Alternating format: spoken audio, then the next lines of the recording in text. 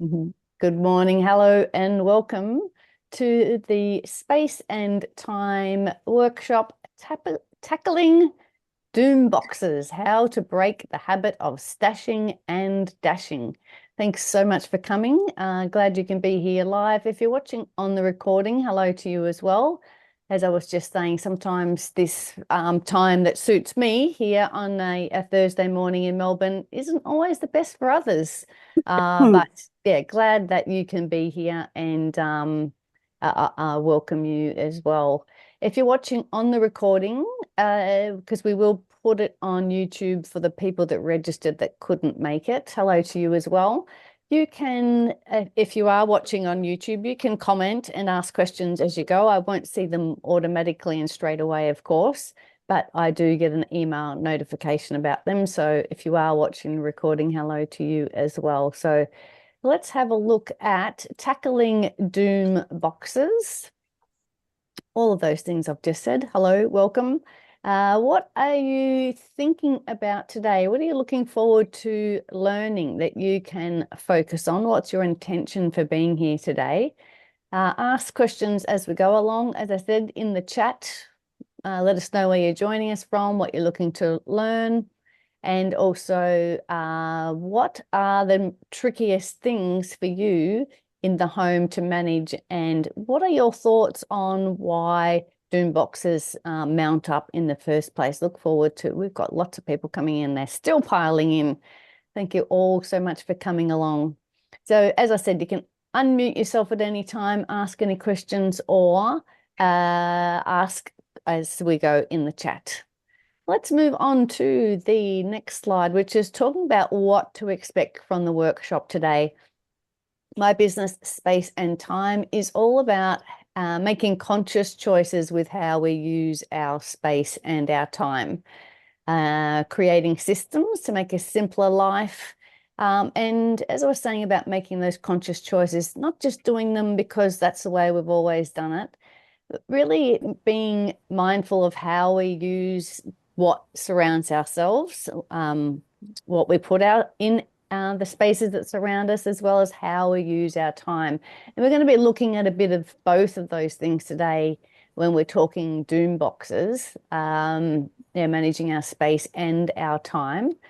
And yeah, and it's interesting how the two interact, and that's the reason why my business is called Space and Time, because it does take some effort in both those areas to live an organized life.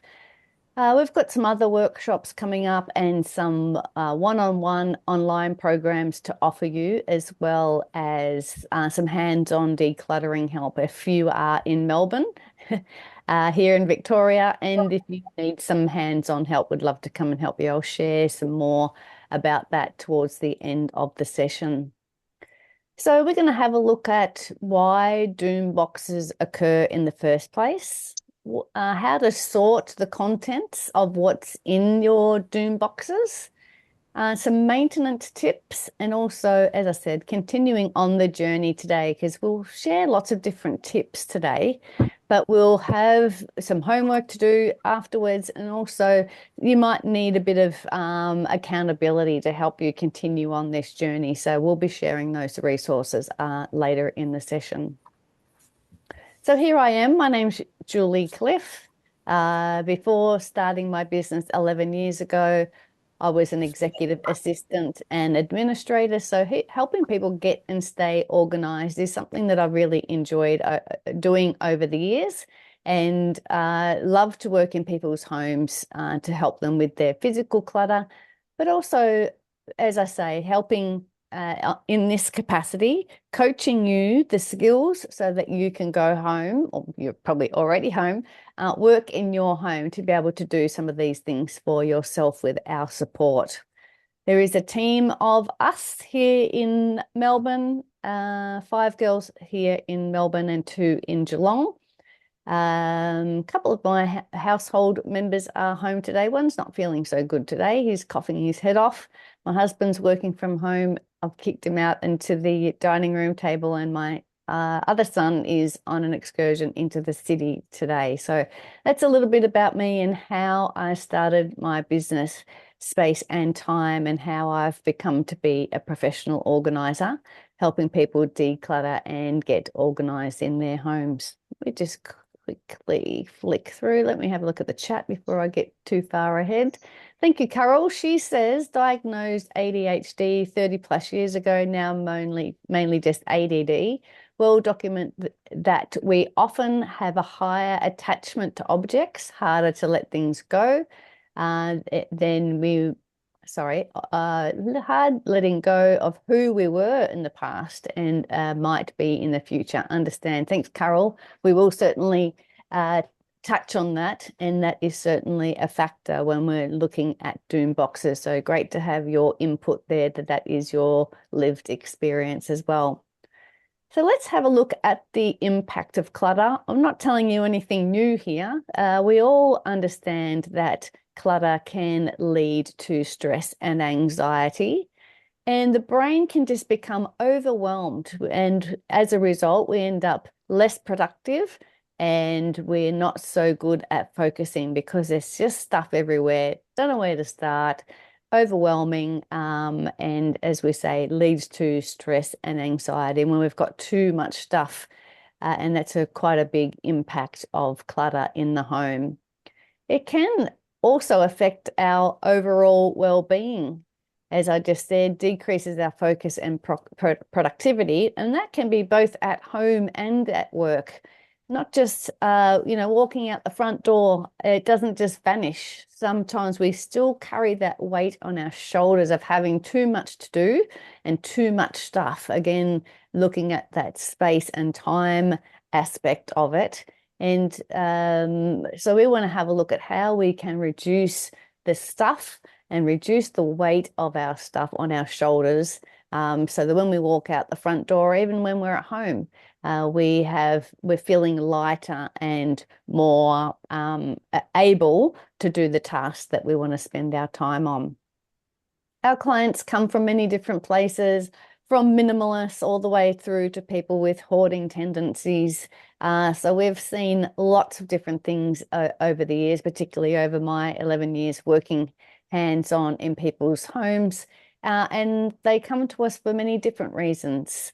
It's very rarely that people are lazy. It is often the opposite. So much going on, running from one thing to the other, a bit of a lack of focus. And so we're going to address some of those things today. So what is a doom box? I think you probably all have heard of doom boxes. Otherwise, I don't think you would be here. But a doom box is a box where items are quickly thrown to hide clutter. They can be a mix of random items and no immediate decisions made. So it's like, well, it's just too hard to know where that thing's going to go. Let's just clear off the kitchen table quickly, shove it in a box and put it in the corner. And it can be a temporary fix that grows into long-term clutter. The doom boxes continue to, build and build on top of each other. So where did the term doom box come from, should I say? In my research, I found out that it really gained a lot of popularity in 2021 on platforms like TikTok. The term has probably been around for longer than that, but that is a point in time where my research showed me that this really where it took off, of people using the term. It's a stash of random items instead of organizing them immediately, and it is actually an acronym. DOOM stands for Didn't Organize, Only Moved. And it's a pretty good acronym, isn't it? Because we just think of that box and we think, well, that is a doom. It is, you feel like it is a lot to manage when you look at these doom boxes. Doom boxes offer a fast solution for managing clutter, especially for those diagnosed with ADHD and other executive functioning challenges. And Carol just shared her lived experiences with that. And she also mentioned a couple of things that are on here as to why doom boxes happen. And it's often a an emotional attachment to items, lack of time, of feeling overwhelmed, and no permanent home for items. A quick fix for the clutter before guests arrive. So we're going to be having a look at those three things in detail today, having a look at emotional connection, lack of time, and no homes for things. So let's have a look at the emotional connection to things. As Carol mentioned earlier in her message, she said about strong emotions being tied to memories that make it hard to let go of things. And this is a well documented that people in the ADHD community, even on the autism spectrum, really feel very strongly about their things and have strong ties. So it can be difficult to let go. It's definitely something to talk to your supports around you, whether you are talking to a psychologist or an occupational therapist or a counselor. And if you have any of those people in your life, definitely worth speaking to them about techniques for letting things go and your close ties to things. I will give some ideas and tips today, general decluttering ideas, but definitely if you've got some people in your life that are experts in the psychology of stuff, great idea to be chatting to them as well. The emotional connection to thing often comes from guilt over gifts and heirlooms or expensive things. Maybe you spent a lot of money on stuff. And so you decide to just stash it in rather than letting it go. Again, not all these things will be relevant to you, but some of you probably are going, yes, that sounds like me. So we are just talking about that emotional connection to our stuff and how that contributes to doom boxes. And also, this emotion can be overwhelming and can help delay people sorting and creating, it ends up creating more doom boxes. So that overwhelm of the emotional attachment can really slow down the process. But again, this is something that we can practice. Letting go should be a bit like meditation. We can practice letting things go. We can practice our relationship with our things and examine our relationship with our things. And it is a process over time to get better and better at letting things go. And it is like a muscle. We can practice our letting go or loosening our grip on our stuff to be able to help us let go of things we're no longer needing. There was something else I was going to say about yes, and with that, sometimes that emotional overwhelm causes some dysregulation, and when we get to that dysregulated state, it's really difficult to make decisions of any sort because we're very heightened and our brain is not functioning in a logical way to be able to help us make some of those decisions. So hopefully some tips of these will be able to help us today with these decisions. How about a lack of time and overwhelm? This is also a way, a couple of things, should I say, that contribute to doom boxes happening. Life is full on. There's no time to stop and sort. Sometimes that is how it feels. Organizing feels like a luxury, not a priority, and I'll deal with it later becomes a bit of a habit. Again, we're going to talk about making some time to stop and do some sorting of our doom boxes. It really isn't something that we can just do on a whim, I don't think. I think because of the overwhelm that is associated here, we want to carve out some time. We're going to talk about that again, so we're in a better frame of mind to be able to tackle some of these things. And also having a look at your whole week. As I said, space and time always also looks at time management. So maybe there are some things we can do during the week. so that we're not running around quite so much. So we're putting less on our to-do list. We'll talk about that in a minute, so that we're not running quite so much from one thing to another. And continuing on from that, the small tasks and snowball and end up in big piles. And finding the right home takes time and energy. And doom boxes, again, they grow when life moves faster than we can tidy. So we will talk about that as well. How can we make some adjustments to our week so that we have a little bit more time, a little bit more ease, and a little bit better flow, so that we have some more time in our week to do some of these important things. So the last point in relation to why doom boxes happen that I wanted to talk about today is that items have often have no permanent home. So things get dumped in the box or in bags or in the corners of a room, so because there's nowhere to put them. And as I said before, it's not laziness. There's often just no clear system of where the items are going to go, or no permanent place for things. So the mess can be ongoing.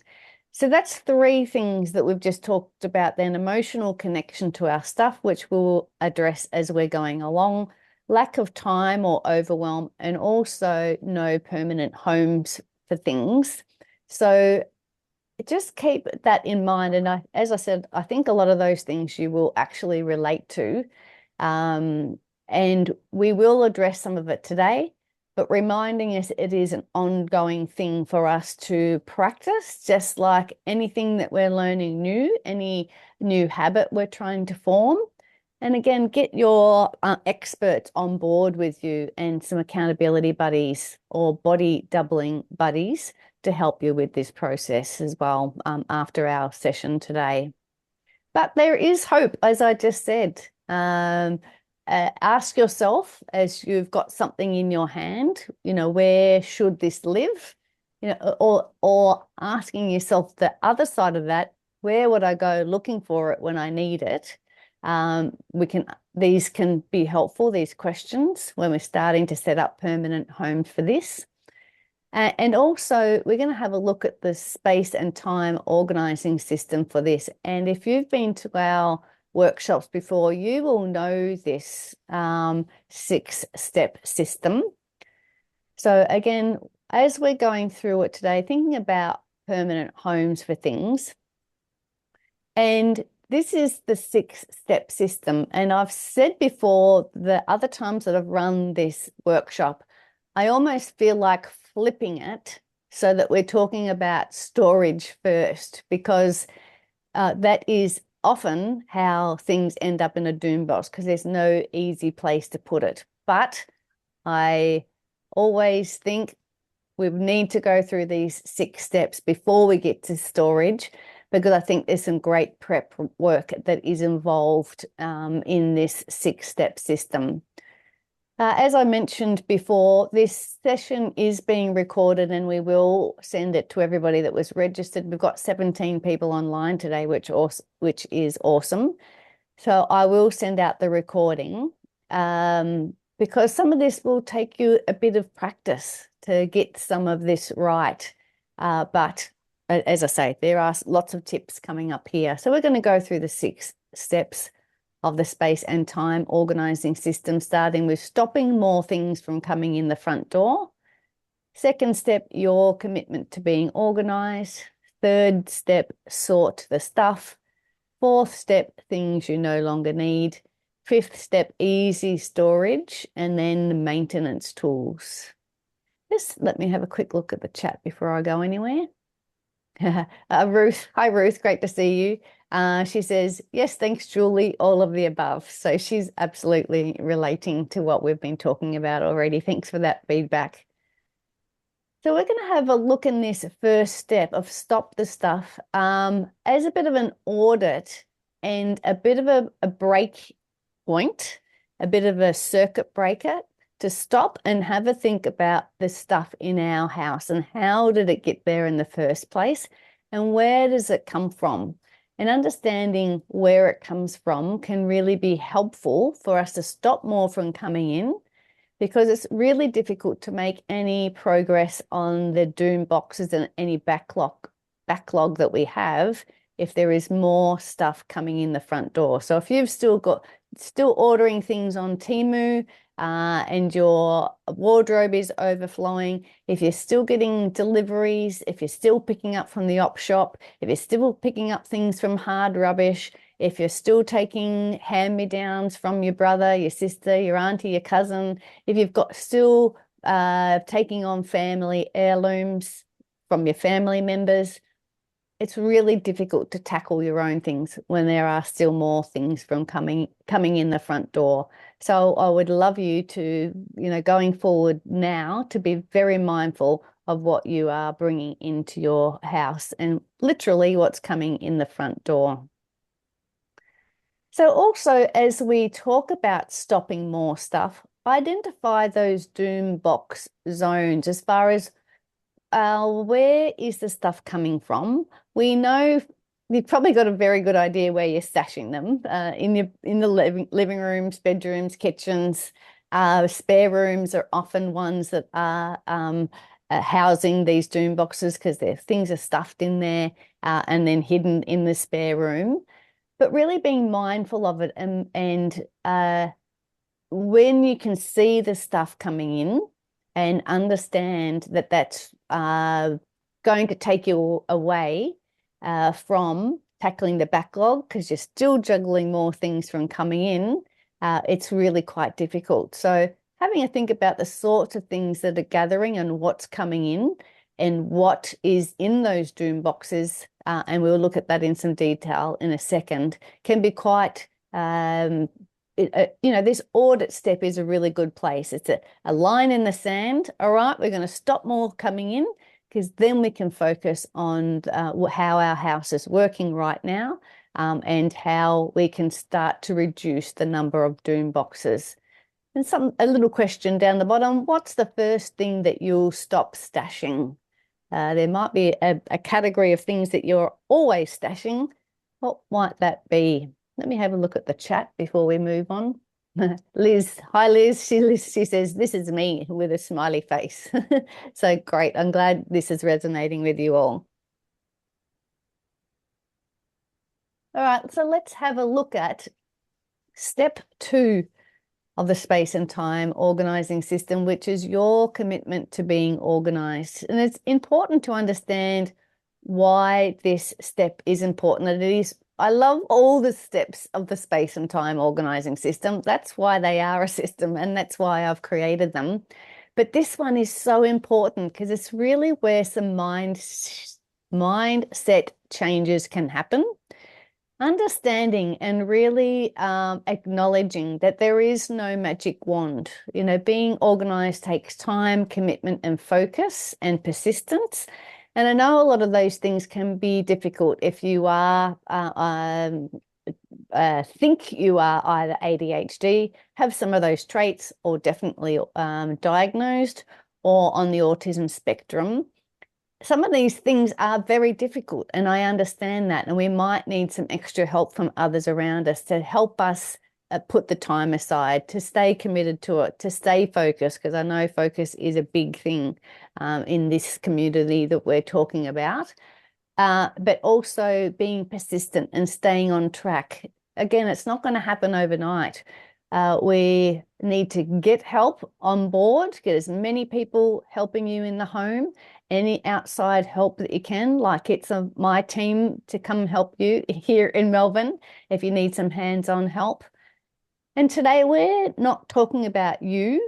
No, we are talking about you. We are talking about you, not other members of the family at the moment. Let's get you sorted.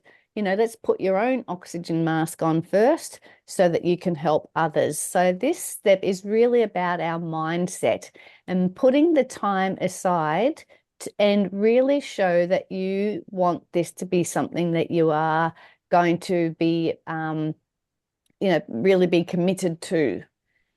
And that is about literally scheduling time in your calendar to do it. You might not exactly know what you're going to do at that time. I often find I like to have a planned time and a list of things, but I don't always say exactly what I'm going to do in that time. I might say, okay, I'm going to do some decluttering in the house on Saturday at 2 o'clock, and I'll have a little list of things, and then I can choose those things on Saturday when I get to that time. I'm no good getting to that time and trying to decide what to do then. I find that the planning and the doing are at different times. I'm not sure if you're similar to that as well. I think, yep, I'm going to have this time and I'm going to do something. And here is the list of things I'm going to have a think about and then choose on the day. But put this time in your calendar and stick to it just as though it's a doctor's appointment. It is very important to you. Now, this time slot could slide a little around in your day. If you don't get it done at 10 o'clock this morning, maybe it might be a little bit later. Maybe it might be tomorrow. You can be a little bit fluid, but don't let it get pushed off because you've got to do too many things for other people. I know we've got a lot on in our life, but this is something that's important to us to be able to spend time towards because, organized people are that way because they put time towards it. And that's something that I really recommend getting some help with as well, body doubling, a friend coming over, or someone might be online while you're doing you're doing your pantry, they're doing their pantry type thing, bit of body doubling like that. But let's get some time scheduled out to help you with that. Let's look at the chat. The chat is a flurry. Oh, Wailu says she's going to stop magazines and books from coming in. Good on you. That's a great thing to start with. Ruth, there's fabric, patterns, arts and crafts stuff. It's hard to override the natural way our brains were neurodiverse, I understand, but with long time help, it starts to get better. Thanks, Ruth. I appreciate that feedback there. Exactly like you're saying, it might not come easy, but we can work towards it, work with our experts on it, get any more expert help and strategies. And again, these strategies that I'm giving today might not be exactly right for you, but they'll give you some thoughts about looking for other ways to be able to do things in the home as well that are going to suit you. There was something else I was going to say about Ruth's comment, but I can't remember. Good on you. Thank you again. Oh, good on you. Thanks, Liz. She says Roz is great for folks in Greater Geelong region. That's awesome. Roz is one of my organisers that's down there. I've known Roz for over 20 years. She is an awesome human and does great hands-on decluttering work. Thanks for that recommendation. Wailu says she's going to get started on the weekend, Friday, Saturday, or Sunday. Good on you. Give it a go. Liz says Dubby, Dubbii, has pre-recorded Doombox videos you can access without a subscription. Liz, I just realized who you are. Thank you. Thank you, Liz. Good on you. Great to see you. She's just reminding me who she is, and now I know exactly who she is. Thank you. And Liz, thanks for telling us about Dubbii and the pre-recorded Doombox videos that you can access there. Great to have these references. Just be a little bit mindful that you don't go too far down that rabbit warren and end up, being an expert in Doomboxes and you still got your Doomboxes. We need to put some action in from those things that we're learning as well. One more quick look before I move along. Thank you. D. Davis says, body doubling with my parents overseas via Messenger is the only way I ever get anything like this done. I liken it to parallel play. Absolutely. So important and a great strategy to have people on the other end of what you're doing. Hi, Carol. Thank you. She says, I put a box in the garage, label it Liberation Lounge to help emotionally separate from the stuff. And when it's full, I do better at getting most of it into the car. Yeah, so you can just put it away for a bit, have a little bit of a break from it, and then make some decisions later. Liz says, I don't think I could ever take over from you. Ah, good one. Thank you. That's very kind. All right, let me look at step 3, sort the stuff. Thank you so much for all those comments. Keep them coming. Because as I say, I think I'm pretty neurotypical, although I'm not quite sure. I have been working so hard at all these things for a long time because I'm not a naturally organized person. So I'm not sure what's normal and what's not anymore. So a lot of these strategies are for, I would say, neurotypical people, but we're adapting it today for those that are not. So if I'm saying something that doesn't make any sense to you or is not right, let me know as well in the comments. I really appreciate your feedback. So let's look at sorting the stuff. So why is sorting this stuff so important?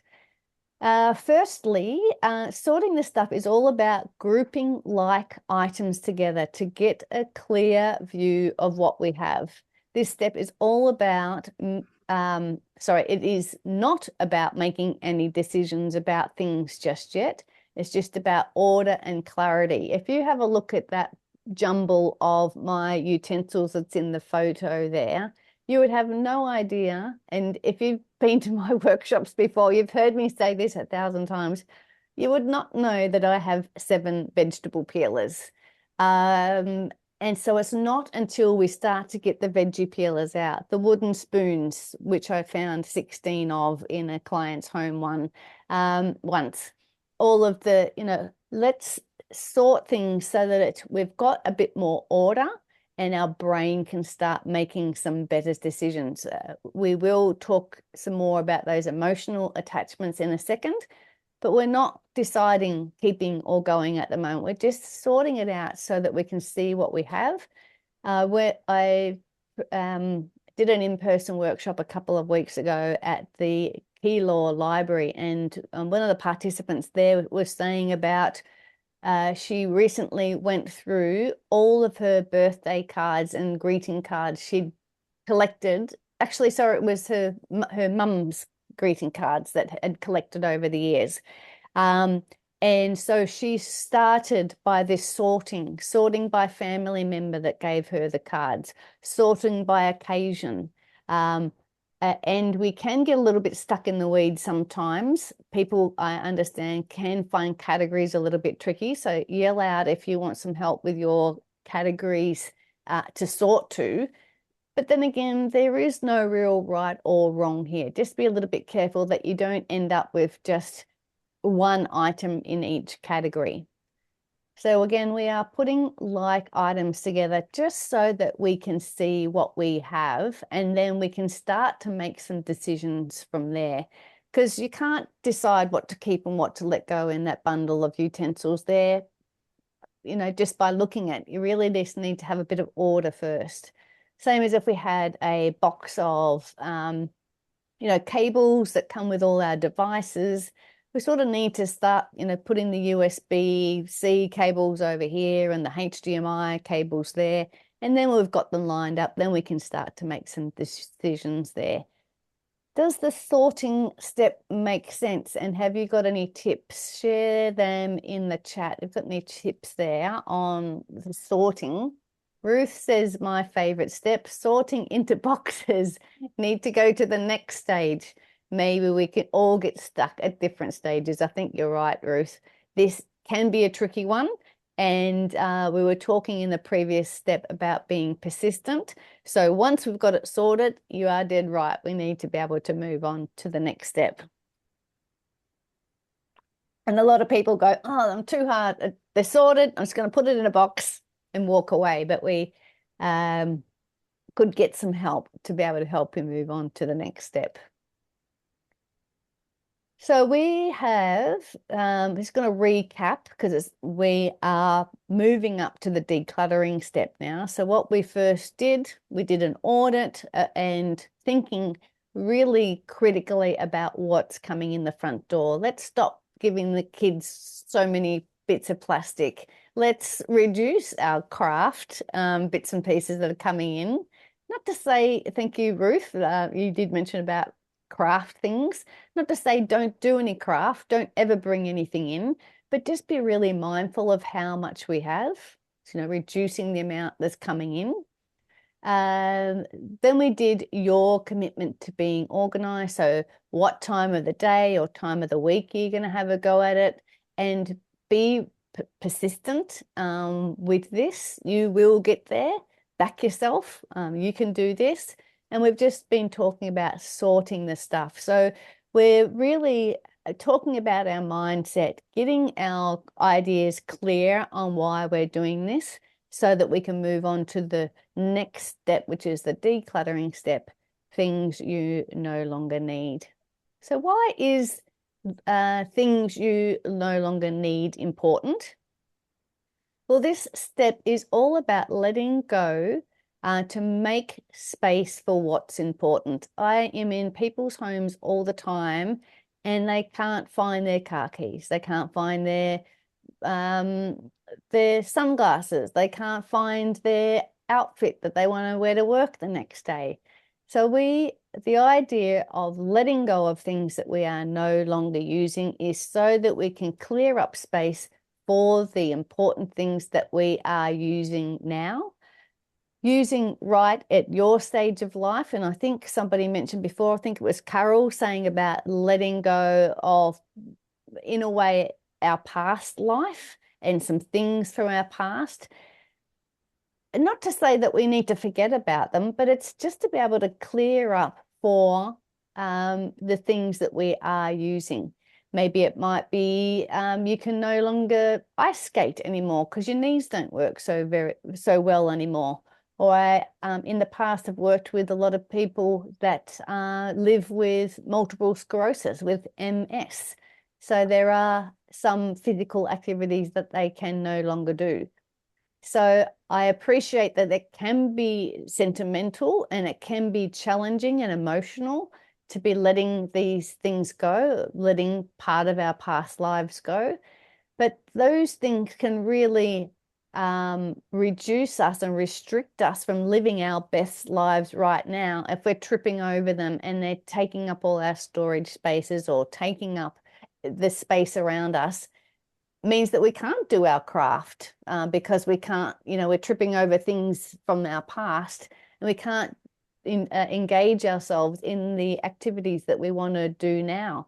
It might be paid work. It might be more yoga you want to do. It might be eating healthy, but the pantry is overrun by things just being stashed in there.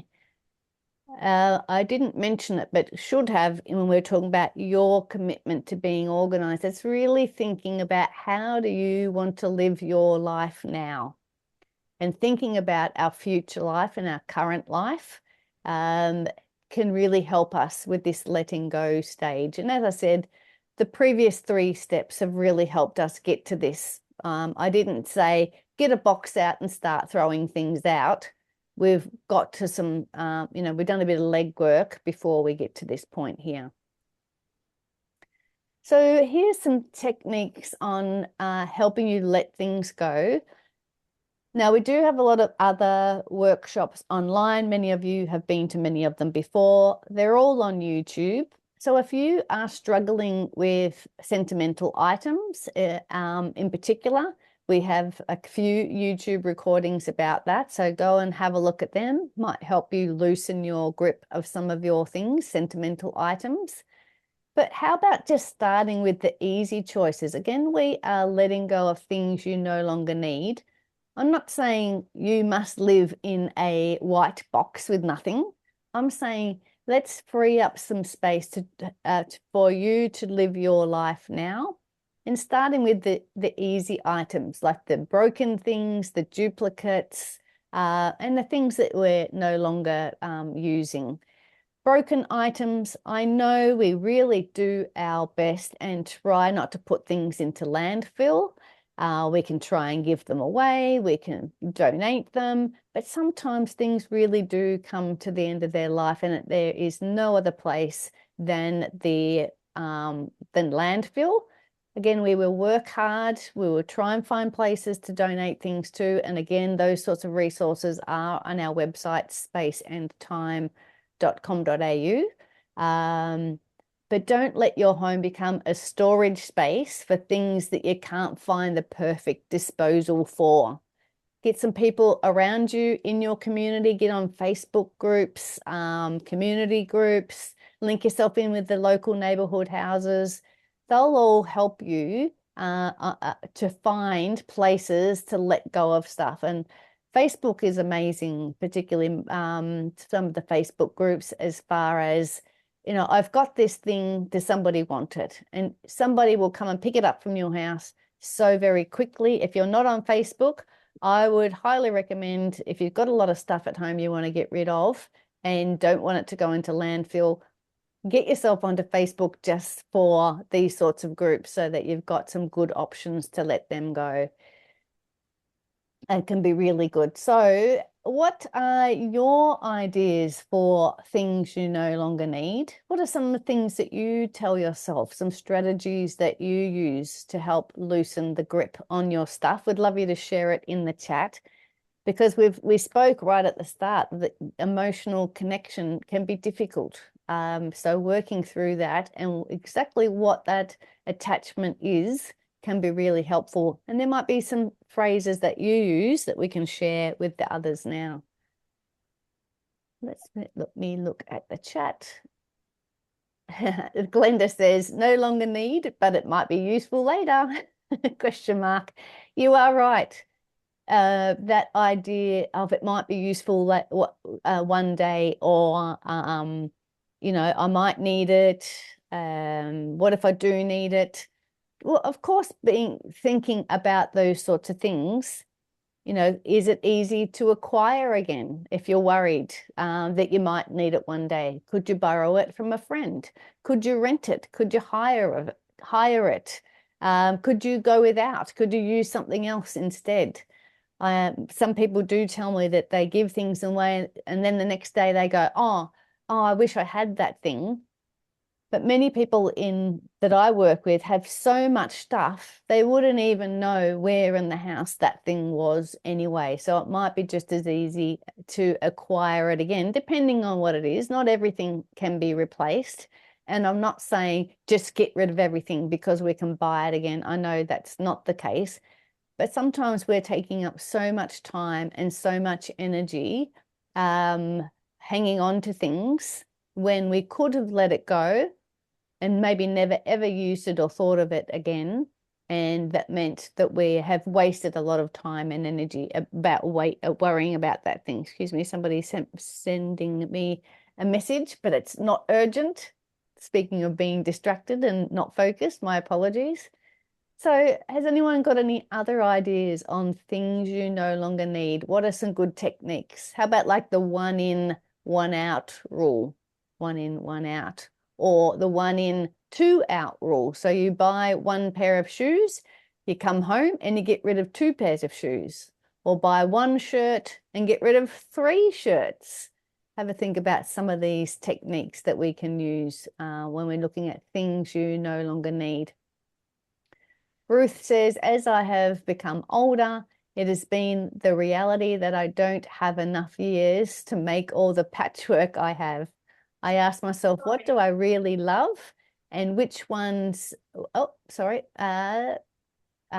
ones, move out the road, you little box. Sorry, I'm just trying to read the rest of the message. Here we are. Which one do I really want to make and love? And which ones will I have success completing? And not too complex. Great question, Ruth. So when you're looking at your anything that you've got, if you've got too much of it, would you enjoy doing? Which ones are too complicated? Which ones would somebody else enjoy doing? It's a really good thing to be thinking about when you've got big collections of stuff like arts and crafts. Lorena said, I used to be so good at doing. If I haven't seen or thought about it for 6 months, it can go. It's a really good question and something to think about. If you haven't used it for 6 months, it can go. Maybe not get rid of your Christmas tree or some of those things we only use periodically, but that is a pretty good rule, isn't it? If you haven't used it for a particular amount of time, make your own rules. maybe that's something that we can use to help us let things go. Thanks for sharing. All right, let's look at step 5, easy storage. So it is deliberately called easy storage on a number of things, a number of reasons. It needs to be easy. If you need to create a permanent home for something, you don't want to have to move 3 tubs to get to the 4th tub to put something away and then move all those tubs back again. If it's something that you're doing often, make it as easy as you can. I know that in my rumpus room where I keep my sewing things, if I can't get there because there's been bags in the way, somebody's left their office chair in the road and other things have been dumped in the road, I'll just put the thing on top of the set of drawers instead of making my way through there and putting it in. So that is not easy storage. Thinking about the easiest way you can set up a permanent home for something. Easy for you to know where it is, and so go and find it, and easy to put back into that spot as well. And it doesn't need to be beautiful. I think I've got a photo coming up in a second of my laundry, and you'll probably be horrified to see that a professional organizer of 11 years has cupboards that look like something I'm going to show you, but it's all about being easy.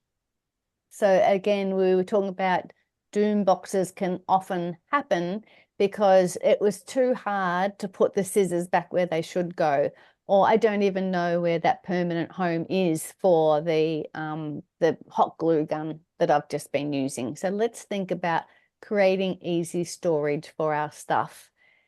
And I also said that it was deliberately easy storage. Oh, it needed to fit into the word system. So SYSTE, E for easy in this 5th step. But it is definitely and deliberately the 5th step as well. Like I didn't say to you, go to Kmart and buy $200 worth of containers and things, because that's going to help you with your doom boxes, because it might not at all. We want to go through all the other 4 steps, including the decluttering, before we set up our easy storage, before we know what we are storing. We might only have a small amount of things. We might only want a small container or a small box, but you're not going to know until you've done the decluttering and decided what to keep and what to let go. And when we're setting up our easy storage, we can label the container, we could label the shelf, it could just be a tub. A client was telling me recently that they've got labeled containers for their what are they called? Tea towels. And she just shoves, it's a drawer actually, that's labeled, throws it in there. It doesn't need to be folded. The tea towel doesn't need to be ironed. If you want a clean tea towel, it's in that drawer there. Nice and easy, not too much mucking around. And all the family members know it's there as well. So if you've got any other outside help coming, maybe you've got someone to come and help you plan meals or doing cleaning and that sort of thing, the more labels and containers and that sort of thing that we have, sometimes it is easier for people in your family to know what's going on, but introduce them to the system as well, as far as introduce them to how you've set up things in the home, and encourage them to be able to use the storage how you have set it up. And don't forget that these tools, like a basket or a container or a box, is not magic. You need to be able to use the system. You need to be able to put things back into that box. There's a wicker basket there that says cooking. I'm not sure what goes in there. That seems like a vague term. But anyway, you need to put things back into that container. You know, it doesn't go at the end of the night and suck stuff back into it. We need to maintain the system. Again, making it nice and easy. So it's just easy. Put your scissors back where they live. Like my scissors, good, they are here. My scissors and my pens that I use every day are just in this little container. They're not in a drawer, they're not in a zip, they're not in a pencil case, they are just here. I use my scissors and I put them back right there. Nice, as simple as can be. And again, saying tools are not magic. Let's have a very quick look at some ideas. Again, I said it doesn't have to be pretty, just make it work. If you need specific storage ideas for your home, you can Google it, but here's some very quick ideas. We are running out of time, so I won't look at this too much, but Google, you know, containers for small pantry space or containers for bathroom or something like that. Ask, you know, our little friends online of some ideas to help us.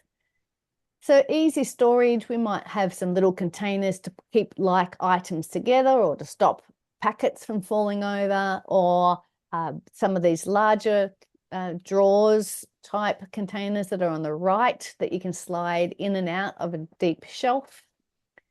Or just a few Perspex boxes. This is one of my drawers here at home, just keeping a few like items together. So we know that all the ice cream maker bits go in that front one, and it's not hard. It's nice and easy. People can do that.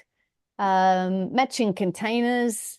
This is my Tupperware at home. Matching containers, easy labeling. And I only buy, firstly, I only have a container that is the size of how much of stuff we use. So I only buy 1 kilo of flour, put the whole thing in there because I don't do so much baking these days. So just have a container that's going to fit whatever you use. There's a bundle of rice there. This photo was taken a while ago when my husband bought a big bundle of rice. But yeah, have containers that are going to suit the frequency of what you're eating in your container. When we're organizing photos and taking photos of keepsakes and memorabilia and photos of our kids and things, you know, photo organizing is a whole different kettle of fish. You could take a photo and then make a beautiful coffee table book like this, or maybe printed photos might just be organized by person or by country or by decade in a photosensitive box. So knock yourself out. Spend as much or as little time on photo organizing as you like. Again, that's a whole other workshop. And as I said, it doesn't have to be pretty. This is our laundry cupboard at home. We've lived in this house for 23 years. I think those boxes have been there the whole time. The shoe polish is still there. The hooks are still there. Extension cords are still there. Again, it's nice and easy. Everybody in the house knows that that's where those things are. Just make it work for you and your family. All right, let's look at maintenance tips. Let me know in the comments as well what storage you're using at home. Is there something in particular that you swear by, or do you keep something in a strange place, but it works really well for your family? Let me know. And start thinking about maintenance tools as well. I'd love to hear your thoughts on how do you keep yourself organized. All right. Keeping things organized is an ongoing task, not just something that we do once. Decluttering is the start, and the real change is maintaining the order. Once you've cleared up the dining room table or the island bench, and then we want to start dealing with what's in our hands rather than dumping them or stashing them in a box.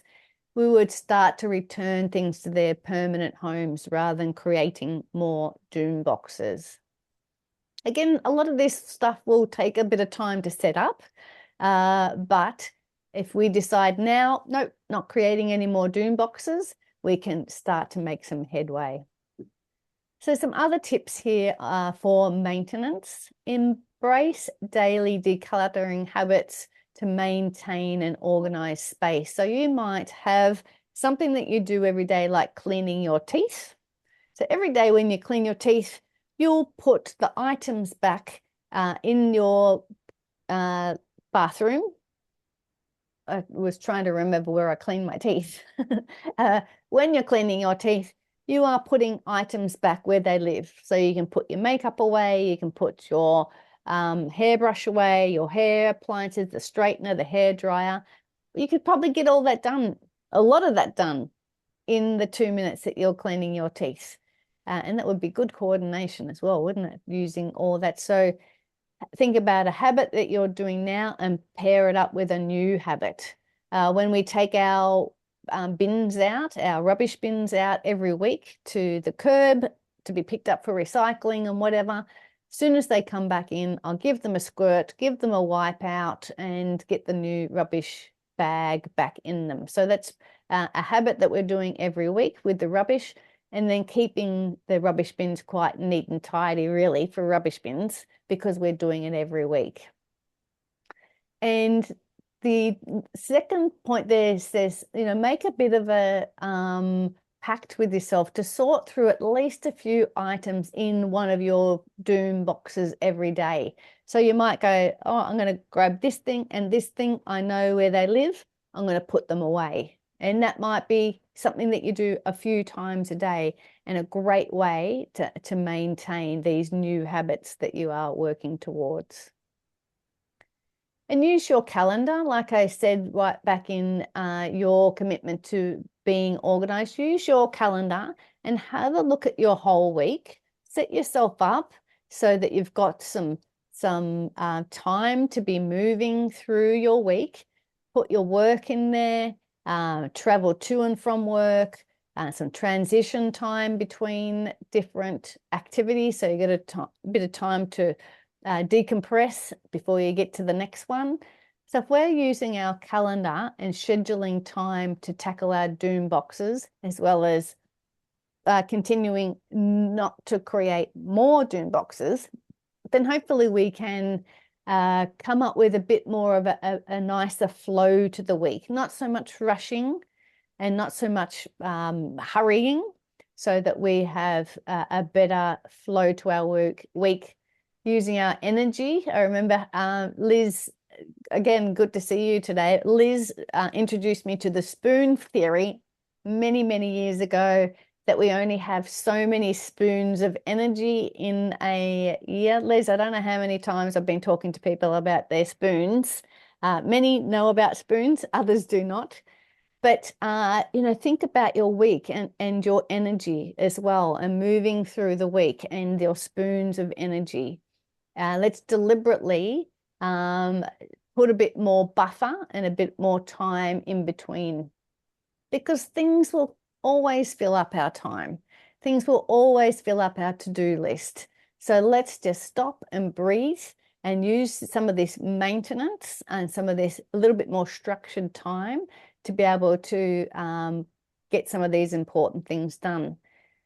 And when we've got ourselves sorted out a little bit more, then we can start to get the family on board, get them setting some rules around the house and promoting teamwork. My family, my 2 sons and my husband and I, we all clean up after dinner.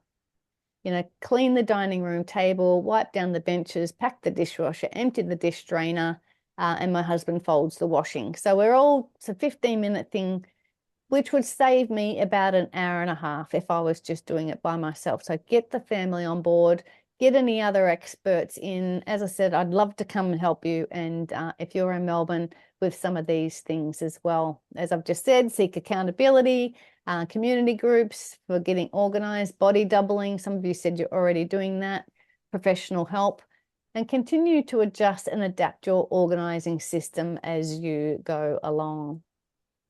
So let's quickly recap. We stopped more things from coming in the front door, really being deliberate about what comes into the house, and understanding our connections to our stuff and the emotions that it can have. So have a think about that, working through that with experts in your life if you have some counselors and that sort of thing. Sorting, put some time aside to have a look what is in your doom box. You might not get a whole doom box done at once, but you could start to put like items together that are in the doom box, and then make some time to put those things away. As we've been saying a lot about those permanent homes, creating organized spaces eliminates the need for the quick stashing and dashing in the future. When we have permanent homes for our stuff, and easy, remember, easy storage. And then let's establish long-term habits and build on those long-term habits by adding some regular decluttering, keeping yourself accountable, and rewarding yourself with of your progress, giving yourself a big pat on the back. So as I've said a few times, if you are here in Melbourne or in Geelong, we do help people in their homes, 4-hour session. The price is there. We would love to come and help you tackle some of your doom boxes and continue on some of these things that we've spoken about so you can build your skills to continue doing it yourself. And if you're not in Melbourne, I can help you with some of these things online in a similar session today. Let's have a look at where you're at, come up with a clear plan, and actually a bit of accountability for you to be able to do the work in between our sessions. So let me know if you're interested in either hands-on help, if you're in Melbourne, or doing some of this online body doubling and accountability.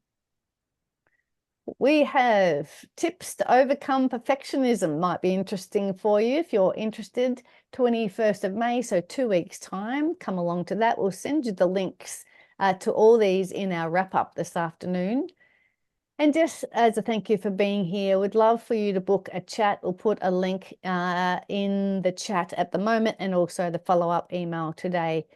If you've got any questions about anything we spoke about today, we'd love to give you that free chat for any clarifications on anything that I've spoken about today. Let me stop my share. Stop share, and I'll have a look at the chat. Anything else? Thank you, chat. Come on, chat. Glenda says, my doom box is the table, includes papers, jobs to attend to. It's out of control. Yeah, out of sight, out of mind, gets put away. And Lorena says she does the same things. Every time her bench is clean and clear, the next day it's covered in papers and things.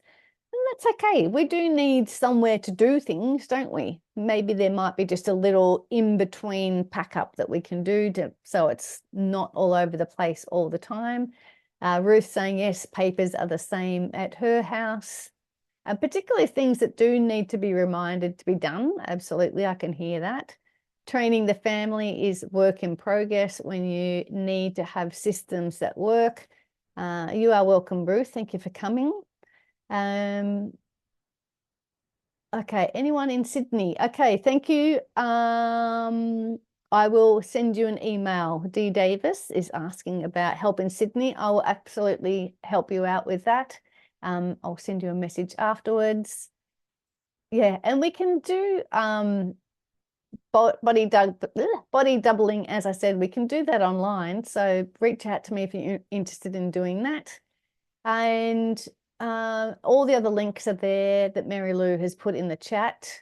Wailu, you are welcome. See you at the next one. And you are welcome. MJ, great to see you. Thanks for coming.